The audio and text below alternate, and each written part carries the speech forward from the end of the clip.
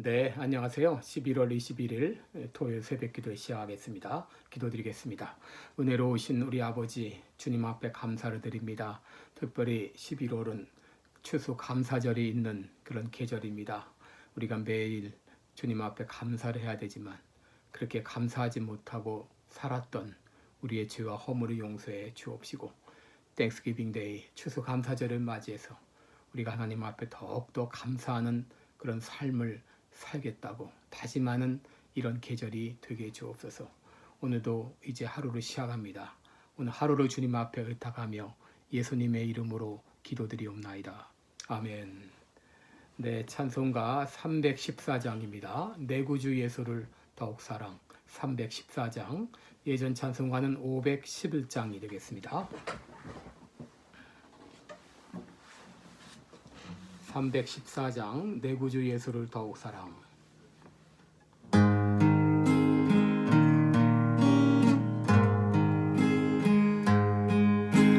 내 구주 예수를 더욱 사랑. 엎드려 비는 마 들으소서. 내 진정 소원이 내 구주 예수 더욱 사랑. 더욱 사랑.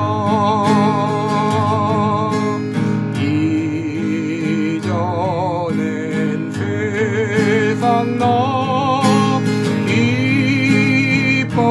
기뻤어도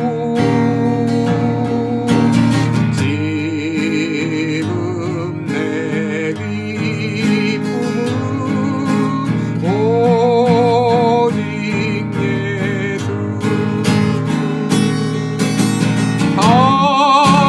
다만 내미는 마 내 구주 예수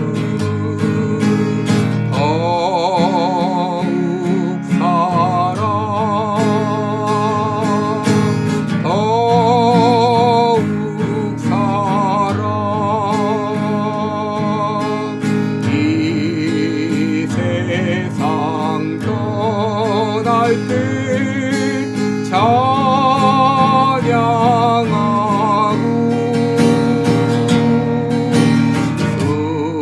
숨길 때 하는 말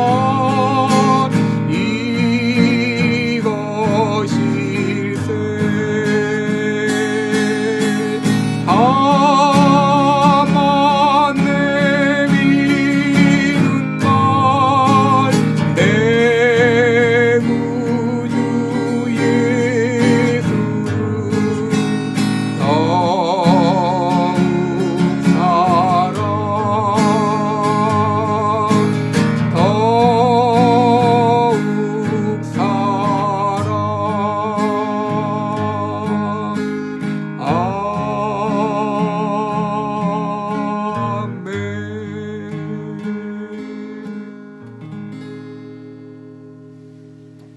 아멘. 네, 우리 오늘 같이 읽으실 성경은 사도행전 1장 16절로 21절까지가 되겠습니다. 사도행전 1장 16절부터 16절부터 11절입니다.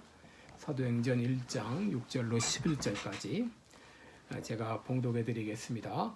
저희가 모였을 때에 예수께 묻자 가로되 주께서 이스라엘 나라를 회복하심이 이때니까 하니 가라사대 때와 기한은 아버지께서 자기의 권한에 두셨으니 너희의 알 바 아니요 오직 성령이 너희에게 임하시면 너희가 권능을 받고 예루살렘과 온 유대와 사마리아와 땅끝까지 이르러 내 증인이 되리라 하시니라.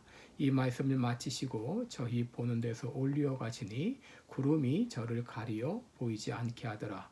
올라가실 때에 제자들이 자세히 하늘을 쳐다보고 있는데 흰옷 입은 두 사람이 저희 곁에 서서 가로되 갈릴리 사람들아 어찌하여 서서 하늘을 쳐다보느냐. 너희 가운데서 하늘로 올리우신 이 예수는 하늘로 가심을 본 그대로 오시리라 하였더라. 아멘. 네, 11절까지 봉독했습니다.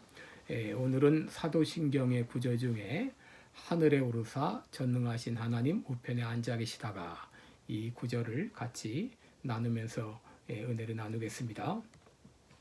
여러분, 하늘에 오르사, 이 말은 예수님께서 하늘에 올라가셨다, 그 말이 되겠죠. 오늘 본문 사도행전 1장 9절을 보시면 이 말씀을 마치시고 저희 보는 데서 올려 가시니 구름이 저를 가리어 보이지 않게 하더라 라고 했습니다. 예수님께서는 부활하신 다음에 이 땅에서 40일 동안 계시면서 제자들에게 자기 몸을 보이셨습니다. 그러다가 제자들이 보는 가운데서 하늘로 올려 가신 것입니다. 누가복음 24장 50절에도 저희를 떠나 하늘로 올리우시니 라고 했습니다. 그러면 여기 하늘에 오르사라는 구절이 가지고 있는 의미는 무엇일까요? 하이델베르그 교리문답 제46문을 보게 되면 당신은 하늘에 오르사라는 말을 어떻게 이해하는가 라는 질문이 있습니다. 이에 대한 대답으로는 그리스도가 제자들이 보는 데서 올리어 가셨으나 산자와 죽은 자를 심판하러 오실 때까지 하늘에 계신다는 의미다 라고 대답하고 있습니다. 다시 말하면 예수님은 더 이상 이 땅에 계시지 않고 하늘에 계시다고 하는 말입니다. 그렇다면 이 하늘이 의미하는 바는 무엇일까요? 여러분, 성경에 하늘이라는 말이 가지고 있는 의미가 세 가지가 있습니다. 첫째는 해와 달과 별들이 위치하고 있는 공중입니다. 태초에 하나님이 천지를 창조하시니라 할 때 그 하늘을 말합니다. 둘째는 하나님이 계신 장소를 의미합니다. 아모스 9장 6절에 보시면은 그 전을 하늘에 세우시고 라고 말했습니다. 시편 2편 4절에도 하늘에 계신 자가 웃으시며 라고 했습니다. 여러분, 이 하늘은 스스로 지탱하는 하나님의 생명, 하나님의 권능을 가리키는 말로 사용되기도 했습니다. 셋째, 하늘이라는 의미는 어떤 피조물에 의해서도 제한받지 않는 생명의 세계를 가리킵니다. 예수님께서 부활 후 하늘에 오르셨다고 하는 것은 바로 어떤 피조물에 의해서도 제한되지 않는 그 생명의 세계로 들어갔다고 하는 것을 의미합니다. 여러분, 예수님은 원래 하늘에 계셨습니다. 그런데 인간의 몸을 입고 이 땅에 오셔서 약 33년간 이 땅에 사람들과 함께 거하셨습니다.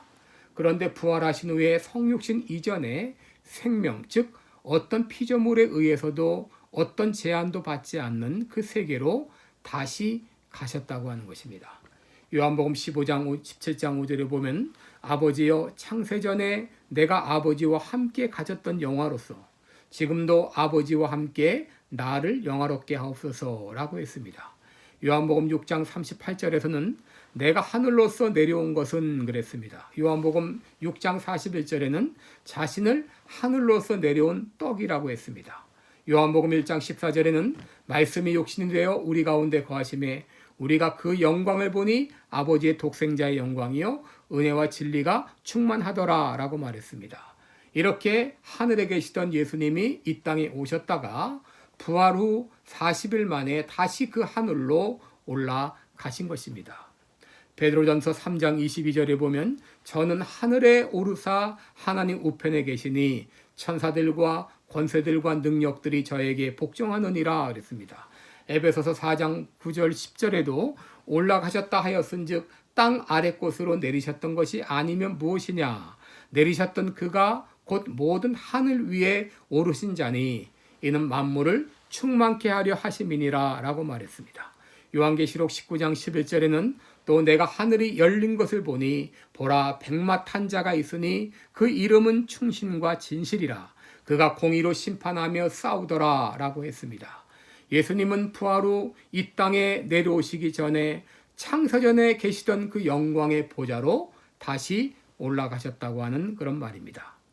그렇다면 그리스도의 그 승천이 우리에게 주는 유익이 무엇인가 하는 것입니다. 예수님이 하늘로 다시 올라가셨는데 그것이 우리에게 주는 유익이 무엇인가?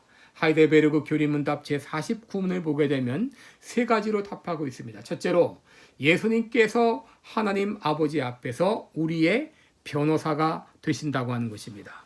로마서 8장 34절을 보게 되면 누가 정죄하리요 죽으실 뿐 아니라 다시 살아나신 이는 그리스도 예수시니 그는 하나님 우편에 앉아 계신 자요 우리를 위하여 간구하시는 자신이라 그랬습니다. 히브리서 7장 25절에 보게 되면 그러므로 자기를 힘입어 아버지께 나아가는 자들을 온전히 구원하실 수 있으니 이는 그가 항상 살아서 저희를 위하여 간구하심이니라고 했습니다. 요한일서 2장 1절에는 나의 자녀들아 내가 이것을 너희에게 쓰면 너희로 죄를 범치 않게 하려 함이라. 만일 누가 죄를 범하면 아버지 앞에서 우리에게 대언자가 있으니 곧 의로우신 예수 그리스도시라 라고 했습니다. 여러분 지금도 예수님께서 하늘에 계셔서 우리를 위하여 하시는 일이 있습니다. 그것은 바로 중보의 기도입니다. 하나님은 하늘에 예수님은 하늘에 오르셔서 우리를 방관하고 계시는 것이 아니라 우리의 모든 일거수일투족을 보고 계시며 우리를 위하여 끊임없이 기도하고 계십니다. 사단은 끊임없이 우리를 정죄하고 하나님과 우리 사이를 끊어놓으려고 수많이 유혹을 하지만 그때마다 예수님은 우리를 위하여 중보의 기도를 하고 계신다고 하는 것입니다. 둘째, 예수님의 승천이 주는 유익은 우리도 하늘에서 우리의 육신을 가질 수 있다고 하는 것에 보증이 된다고 하는 것입니다. 예수님은 육신의 몸으로 부활하셔서 육신의 몸을 입고 하늘로 올라가셨습니다. 그리고 우리의 있을 곳을 준비하기 위해 올라가셨습니다. 요한복음 14장 2절에 보면 내 아버지 집에 거할 곳이 많도다. 그렇지 않으면 너희에게 일러서리라. 내가 너희를 위하여 처소를 예비하러 가노니 라고 말했습니다. 요한복음 17장 24절에는 아버지께서 내게 주신 자도 나 있는 곳에 나와 함께 있어 아버지께서 창세전부터 나를 사랑하심으로 내게 주신 나의 영광을 저희로 보게 하시기를 원하옵나이다 라고 했습니다. 에베소서 2장 6절을 보면 또 함께 일으키사 그리스도 예수 안에서 함께 하늘에 앉히시니 라고 했습니다. 여러분 예수님이 하늘로 가신 이유 중 하나는 바로 우리가 있을 처소를 예비하기 위한 것이었습니다. 예수님이 육신의 몸을 입고 승천하심으로 우리들도 예수님과 같은 모습으로 부활할 것에 대한 보증이 되는 것입니다. 여러분 우리들은 이 땅에서 수많은 제한을 안고 살아갑니다. 수고와 슬픔과 눈물과 괴로움과 질병이 있고 죽음에 대한 두려움이 있습니다. 그러나 예수님 계신 그곳에는 수고도 슬픔도 눈물도 괴로움도 아픔도 죽음도 없는 것입니다. 우리가 육신으로 죽음을 당하는 순간 우리는 먼저 이 땅을 떠나 하늘로 올리우신 예수님께서 우리들을 평화로운 안식처로 인도해 주실 것입니다. 셋째, 예수님의 승천이 준 유익은 우리에게 성령을 보증으로 보내셔서 이 땅의 것에 우리의 삶의 목표를 두지 않고 예수님 계신 그곳을 바라보며 살게 하신다고 하는 것입니다. 요한복음 14장 16절을 보게 되면 내가 아버지께 구하겠으니 그가 또 다른 보혜사를 너희에게 주사 영원토록 너희와 함께 있게 하신다고 했습니다. 그러므로 예수님은 내가 떠나가는 것이 너희에게 유익이다 라고 말했습니다. 고린도후서 1장 21절 22절을 보면 우리를 너희와 함께 그리스도 안에서 견고하게 하시고 우리에게 기름을 부으신 이는 하나님이시니 저는 또한 우리에게 인치시고 보증으로 성령을 우리 마음에 주셨느니라 라고 했습니다. 고린도후서 5장 5절을 보면 곧 이것을 우리에게 이루게 하시고 보증으로 성령을 우리에게 주신 이는 하나님이시니라 라고 했습니다. 여러분 성령의 보증이 있기 때문에 우리는 이 땅에 살지만 이 땅의 것에 매여 살지 않고 위의 것을 목표하고 바라보고 살아갈 수 있는 것이죠. 이 땅의 것은 우리의 영원한 목표가 아닙니다. 영원한 목표를 이루기 위한 하나의 방편에 불과합니다. 우리가 믿고 우리가 가고 있는 이 길이 잘못되지 않았다고 하는 것을 성령께서 우리 안에서 증거하고 계시는 것입니다. 이제 마지막으로 하나님 우편에 앉아 계시다가 이 구절을 생각해 보겠습니다. 여러분, 보통 우편이라고 하는 말은 권능의 자리를 의미합니다. 예수님께서 하나님의 권능의 자리에 앉아 계신다고 하는 말입니다. 하이델베르그 교리문답 제50문을 보게 되면 하나님 우편에 앉아 계시다가 이 말이 부과된 이유가 무엇인가 하는 질문이 있습니다. 이에 대한 대답은 예수님께서 교회의 머리가 되신다고 하는 것을 나타내기 위함이다. 그리고 하나님은 그를 통하여 만물을 다스리신다라고 했습니다. 에베소서 1장 20절부터 22절을 보게 되면 그 능력이 그리스도 안에서 역사하사 죽은 자들 가운데서 다시 살리시고 하늘에서 자기의 오른편에 앉히사 모든 정사와 권세와 능력과 주관하는 자와 이 세상뿐 아니라 오는 세상에 일컫는 모든 이름 위에 뛰어나게 하시고 또 만물을 그 발 아래 복종하게 하시고 그를 만물 위에 교회 머리로 주셨느니라 그랬습니다. 또 골로새서 1장 18절을 보게 되면 그는 몸인 교회의 머리라 그가 근본이요 죽은 자들 가운데서 먼저 나신 자니 이는 친히 만물의 으뜸이 되려 하심이라 했습니다. 그리고 마태복음 28장 18절에서는 하늘과 땅의 모든 권세를 내게 주셨다라고 했습니다. 지금 예수님께서는 하나님 보좌 우편에서 모든 세상 만물을 다스리고 통치하고 계시는 것이죠. 지금도 예수님께서는 하늘에 오르셔서 권능의 자리에서 교회를 다스리고 계십니다. 그러다가 때가 되면 그 권능을 가지고 재림하셔서 이 세상을 선악간에 심판하게 되실 것입니다. 바로 이것이 하늘에 오르사 전능하신 하나님 우편에 앉아 계시다고 하는 구절의 의미입니다. 기도하겠습니다. 은혜로우신 우리 하나님 아버지, 죽으실 뿐 아니라 또 부활하셔서 또 하늘로 다시 올리우신 우리 주님을 바라봅니다. 이 땅의 모든 일을 다 마치시고 하늘에 오르셔서 지금도 우리를 위해서 중보의 기도를 올리고 드리고 계십니다. 지금도 우리를 위하여 하나님 보좌 우편에서 우리를 위하여 변호하는 역할을 감당하시고 지금도 하나님 보좌 우편에서 세상 모든 만물을 통치하시고 다스리고 계시고 때가 되매 그 권능과 함께 다시 오실 주님을 찬양합니다.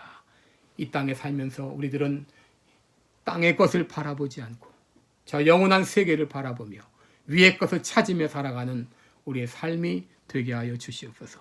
감사드리며 예수님의 이름으로 기도드리옵나이다. 아멘. 네, 계속해서 개인적으로 기도의 시간 가지시기 바랍니다.